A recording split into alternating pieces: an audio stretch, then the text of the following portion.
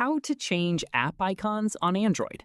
It's a quick and easy way to customize your phone without installing a launcher. Let's get started. First, go to your home screen.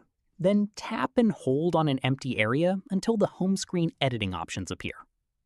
Now, tap Themes at the bottom of the screen.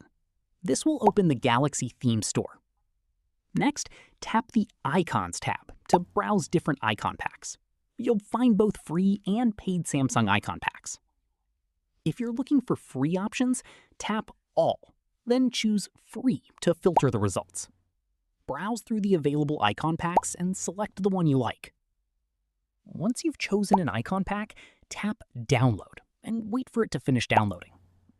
After the download is complete, simply tap Apply. Give it a few seconds, and your Android will automatically update all supported app icons with the new design. That's it. You've successfully changed the app icons on your Android. If you ever want to switch back or try a different icon pack, just repeat the same steps from the Galaxy Themes app. If this tutorial helped you, don't forget to like, subscribe, and follow for more Android tips, Android customization guides, and easy step-by-step tutorials.